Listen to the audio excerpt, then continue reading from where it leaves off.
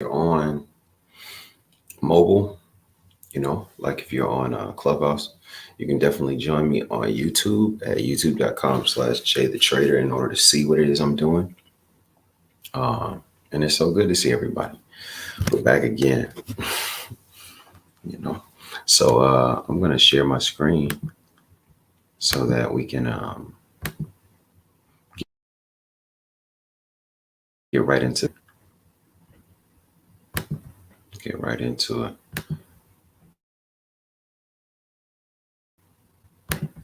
Okay, cool. Here we are. Um, the bonds today opened at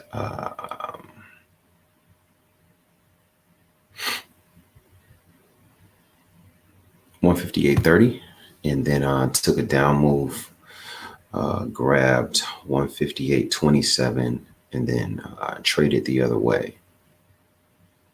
So we went up for a little while. We hung out at 159.08 for a while before peaking at 158.10. I'm sorry, 158.12, 13. So things are kind of happening the way we expect them to happen. Everything's kind of right where we want it to be. Nothing wrong with where the market is right now. I had my eye on the 12 short. So that's kind of right where it should be. I think those 12s can do a great job, and we'll see exactly how they play. But I definitely think they can do a good job of resisting the market today. So let's talk about the levels that I'm concerned with. The levels I'm going to be concerned with today are the ones that have been aforementioned. You know what I'm saying? 159.13. 08 looks like I should care about it on the way back down. 03 definitely on the way back down. I'll be, watching that. And but I do think that the market should find itself sometime this week trying to finish the down move that it had off of Friday, trying to finish that sort of thing. Maybe we can get a little higher today, but I think ultimately the idea should be to finish all the moves from yesterday. I think that we need to get as far down in the bonds as 158.03. That'll be the first look. So we still have some work to do to the downside.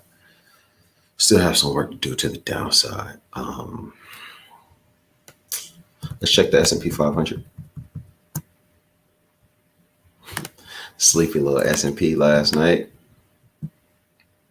Topped out at 42.78 and has lows of 42.68. So there's a 10-point overnight range. And I feel good about the buyers on the S&P just so long as we stay above, in my opinion, 42.58. If we stay above 42.58, everything should be just fine. If we get below there, it can be a problem, and it can be a problem really, really quickly. So I'll keep my eyes peeled for that level 42.58, but I think that everything should be fine. The coast should be clear. If you look at the structure, you just see a commitment by the buyers to stay on the upside. It's pretty simple. They're just committed. They're committed to making sure that things rise. Fundamentally, it could be some problems going on, but they're committed to making things rise. Everybody on Facebook, I like to say welcome. Everybody on YouTube, I like to say welcome as well. Oh, man. Let's see. So if I had to set up any sort of predictions today for either market, I think we might tail a little higher, maybe 159.16 or 17, and then come back down into the range on the bonds, And I think the ES kind of shelves where it is right now. We stay within maybe 10 to 15 points where we are now. We never cross back below those 58s that I mentioned before. And we kind of stay on the upside. I think this might be the last week where we can play this kind of safe ES game, though.